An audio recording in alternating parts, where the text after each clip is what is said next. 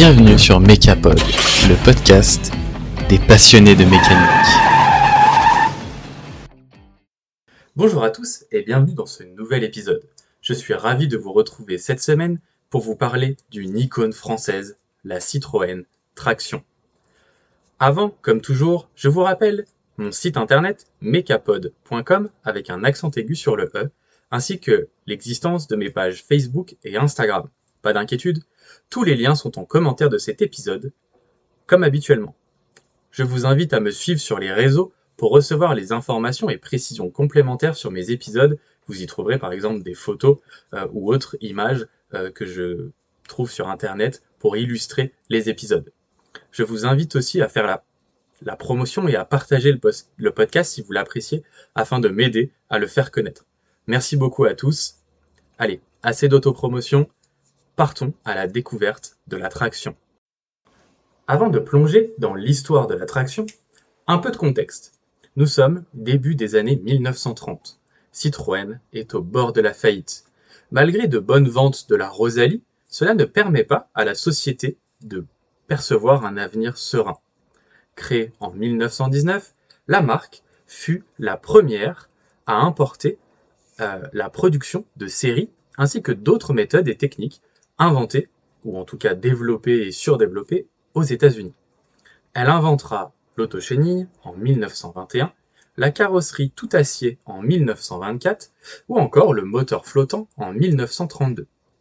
Ce moteur flottant est une sorte de moteur monté sur des sortes de cils en bloc de l'époque qui limite les vibrations et qui est comme flottant dans le châssis, d'où son nom.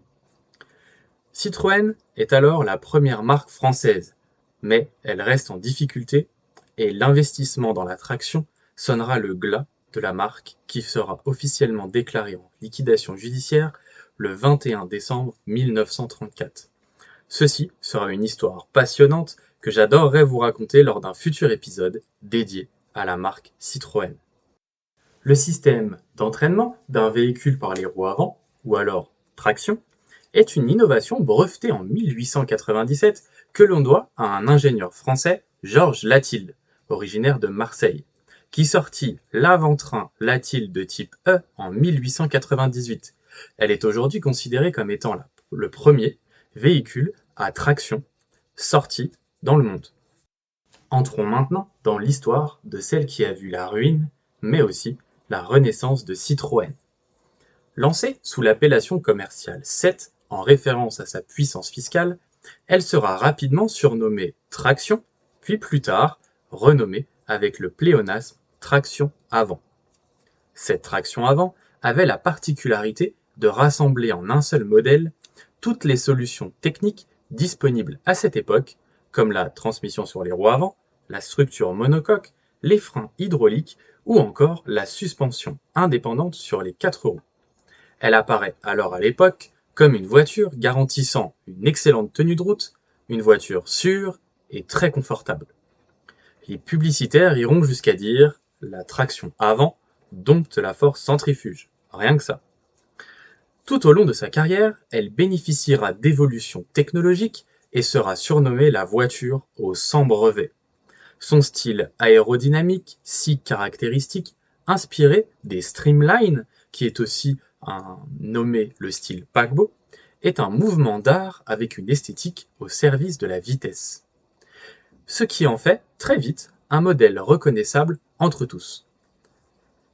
Elle appellera à un imaginaire de résistants et de gangsters perpétué par de nombreux films au fil des années. Lorsqu'il est décidé, au début de l'année 1933, de remplacer les Citroën 8, 10 et 15, pourtant présentés en octobre 1932, André Citroën veut frapper un grand coup et prendre de court toute la concurrence en lançant une voiture totalement révolutionnaire.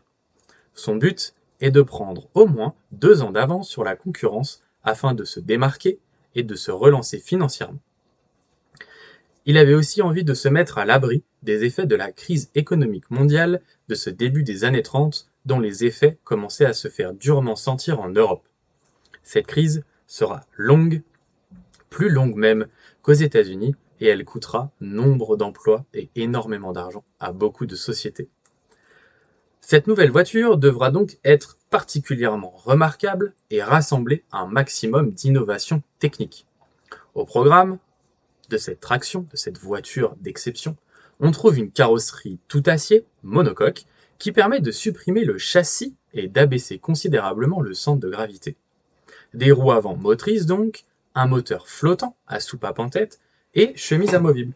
Des freins à commande hydraulique, une suspension à barre de torsion sur les 4 roues qui sont indépendantes, ainsi qu'une boîte de vitesse automatique. Faute de temps et de financement pour sa mise au point, cette boîte automatique sera écartée lors de la production des premiers exemplaires en 1934. Je vous mettrai sur les réseaux sociaux des photos d'une traction 11 prise au centre historique de la Coupole dans le nord de la France, dans la ville d'Elfaux. Ces photos vous permettront de voir le dessous de la voiture et donc certains des éléments de suspension. Outre ces innovations techniques, cette traction reçoit une carrosserie surbaissée et aérodynamique, tant par ses lignes que par son fond plat. Enfin, son moteur et sa boîte de vitesse forment un ensemble mototracteur compact permettant, en plus d'avoir un centre de gravité très bas, de positionner le plus de poids possible vers l'avant, améliorant donc l'adhérence sur les roues avant.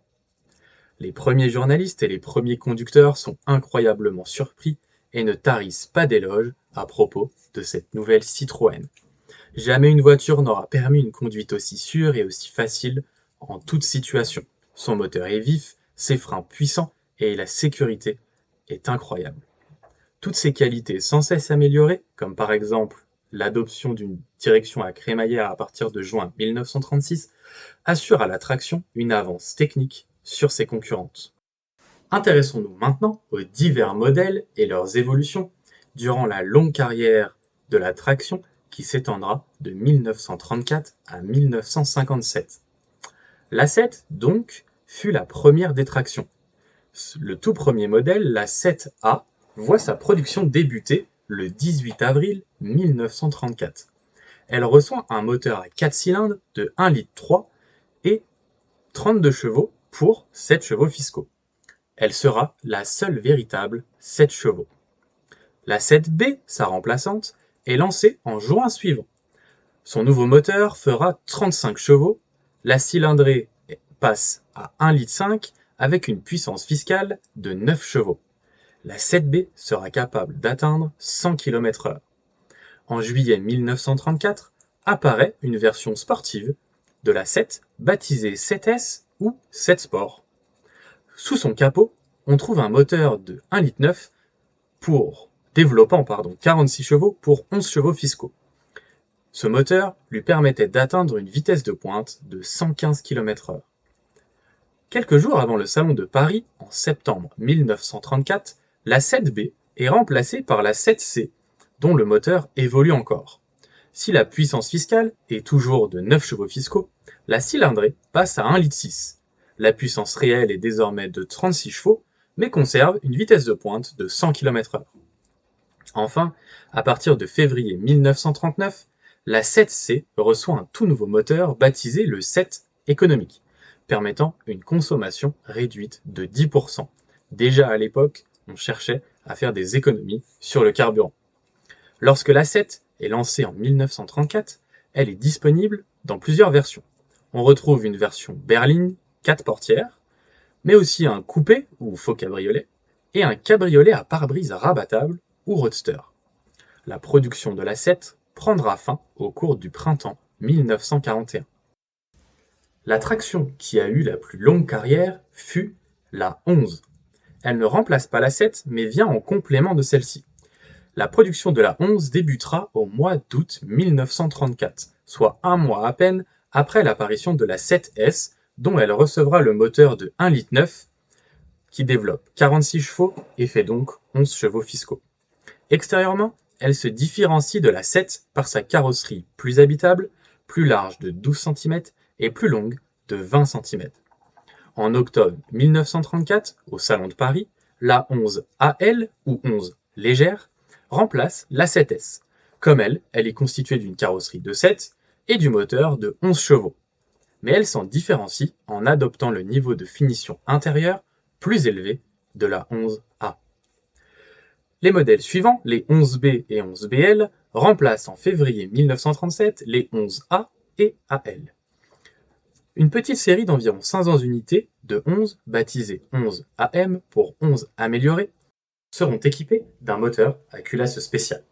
En avril 1938 est lancée une version utilitaire de la 11 sous l'appellation 11C pour 11 commerciale. Mécaniquement identique à la 11B, il s'agit d'une voiture mixte transformable à volonté offrant une configuration tourisme ou une configuration utilitaire. Elle reprend la carrosserie à empattement long de la familiale et reçoit un haillon s'ouvrant en deux parties, facilitant son chargement. Plus tard, un nouveau moteur baptisé 11 Performance équipe tous les modèles de 11 à partir du mois de mars 1939. Sa puissance passe à 56 chevaux au lieu des 46 précédents. Dernière évolution en mai 1955 des 11B, 11BL et 11C avec l'adoption d'un tout nouveau moteur baptisé le 11D, dont la puissance est portée à 68 chevaux. Ce moteur préfigurera ceux des futurs DS-19 et ID-19. Durant toutes ces années de production, la 11 sera proposée en berline, en coupé, en cabriolet, mais aussi en carrosserie longue à 6 places, aménagée soit en familiale, de 7 à 9 places, soit en taxi, soit en conduite intérieure à 5-6 places, ainsi qu'en carrosserie longue 4 glaces aménagées en coupé de ville 5 places. Ça en fait, hein. À partir d'avril 1938, la 11 est aussi disponible en version commerciale mixte, comme nous l'avons dit tout à l'heure, qui est un utilitaire tourisme 5 places ou un véhicule pouvant avoir 500 kg de charge utile. La production des coupés 7 et 11 sera arrêtée en septembre 1938, tandis que celle des cabriolets 7 et 11 prendra fin en novembre 1939. La production de la 11 s'achèvera à l'usine de Javel le 25 juillet 1957 avec une 11B familiale. Parlons maintenant de l'un des modèles les plus mystérieux de la traction, qui est la traction 22. Ce modèle est le plus prestigieux et encore aujourd'hui le plus énigmatique de la gamme. Ce modèle haut de gamme est présenté au Salon de Paris en octobre 1934. Elle reçoit un moteur à 8 cylindres en V à soupape en tête, totalement nouveau. Sa cylindrée est de 3,8 litres avec une puissance de 100 chevaux, capable d'atteindre une vitesse de pointe de 140 km/h. Extérieurement, elle se distingue par des phares carénés, une calandre marquée du chiffre 8 et des pare-chocs à demi-lames superposées. Seule une vingtaine d'exemplaires d'essai auraient été produits. Mais malgré différentes rumeurs et des recherches passionnées de nombreux collectionneurs et d'historiens, tous ces modèles semblent avoir disparu. Cette 22, ou alors le mystère de Javel comme elle est surnommée, restera un véhicule légendaire. Après avoir abandonné le projet de la 22, Citroën, qui souhaite toujours commercialiser une traction haut de gamme, lance la 15-6 en octobre 1938. Cette dernière reçoit un tout nouveau moteur à 6 cylindres en ligne de 2,8 litres pour 77 chevaux et donc 16 chevaux fiscaux. Il a la particularité de tourner à gauche, ce qui vaut à la nouvelle venue d'être aussi désignée la 15-6G. La 15-6 offre la même prestation intérieure que la 11B, leurs carrosseries d'ailleurs sont en tout point identiques. Cependant, le nouveau moteur plus long impose un capot rallongé de 11 cm qui lui donne toute sa personnalité. Puissante et silencieuse, offrant des qualités routières et un confort exceptionnel, elle est très vite surnommée la reine de la route. En septembre 1947, le sens de rotation de son moteur est inversé. La 6D succède donc à la 6G. La 15-6 connaît après-guerre le succès et s'impose comme la voiture haut de gamme française jusqu'au sommet de l'État où elle acquiert un véritable statut d'icône. En mai 1954, une nouvelle 15-6 est commercialisée, la 6H, qui présente la particularité d'être équipée, sur l'essieu arrière, d'une suspension hydropneumatique à hauteur constante. Ce n'est ni plus ni moins que la suspension révolutionnaire qui équipera la DS-19 presque un an et demi plus tard. Le lancement de cette nouvelle reine de Javel en octobre 1955 mettra alors un terme définitif à la commercialisation de la 15-6. La 15-6 aura été disponible en berline 5-6 places et il faudra attendre mai 1939 pour que, comme la 11, elle soit aussi proposée en limousine et en familiale 8-9 places. Moins d'une dizaine de 15-6 cabriolets seront assemblés, mais ce modèle ne sera pas commercialisé. Après-guerre, les 11 et 15 familiales ne seront de retour au catalogue qu'en septembre 1953 et la 11 commerciale qu'en mars 1954. Vous vous posez probablement la question de quelle est cette reine de Javel ou d'où vient ce nom Javel. En fait, l'usine Citroën était basée dans le 15e arrondissement de Paris sur les quais de Javel. Voici donc pourquoi on les appelle les reines de Javel. Cette usine sera rebaptisée en 1958 André Citroën, le nom du fondateur, et amorcera sa fin de vie en 1970 où le manque de place et l'optimisation nécessitera un déplacement dans des usines de province, notamment celle d'Aulnay-sous-Bois. Aujourd'hui, cette ancienne usine n'existe plus vraiment et le quai de Javel est nommé Parc André Citroën 1. Retour maintenant à l'histoire de la traction. La traction est aussi la reine des paddocks et aussi une reine de beauté. Elle s'illustrera d'ailleurs dans différentes compétitions et exploits sportifs. Elle se distinguera tout d'abord au cours de l'été 1934 sur le terrain de l'élégance au très couru concours de bagatelle du Bois de Boulogne et de Deauville où, en berline, en cabriolet et en coupé, ses lignes surbaissées et aérodynamiques lui permettront de remporter divers grands prix, premiers prix et prix d'excellence et prix du jury.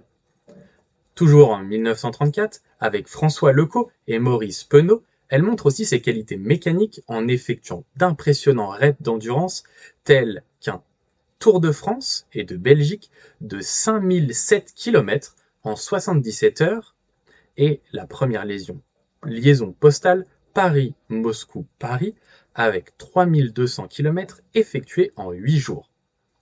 Du 22 juillet 1935 au 26 juillet 1936, sous contrôle de l'Automobile Club de France, François Lecaux repart seul et effectue un raid de 400 000 km essentiellement entre Paris et Monte-Carlo, soit une moyenne de plus de 1000 km par jour. Ensuite, sous les couleurs des fameuses huiles Yako, une traction baptisée Rosalie 7 prend la piste de l'autodrome de Linas-Montlhéry. Du 18 au 23 juillet 1934, elle établit 5 records internationaux de classe E, dont ceux des 6 jours à 111,183 km/h et des 10 000 miles en 14 heures 43 minutes et 14 secondes, pour une distance totale de 16 093,420 km. C'est très précis. Une autre traction, portant cette fois le nom de Rosalie 9, effectue de mars à mai 1936 un raid d'endurance sur route ouverte avec, à son volant, des concessionnaires du réseau Citroën et l'équipe des pilotes Yako. Effectuant un minimum de 1500 km quotidiens, son raid s'achève devant le siège de l'Automobile Club de France après avoir parcouru 104 000 km. Plus proche de nous, deux tractions, 11B de 1953, baptisées Chrome et Cambouis, effectuent de juillet 1988 à janvier 1990 un tour du monde de 100 000 km à travers les 5 continents avec 4 jeunes Français. Véritable icône française, la traction est l'une des rares automobiles à être considérée par beaucoup comme un véritable monument historique.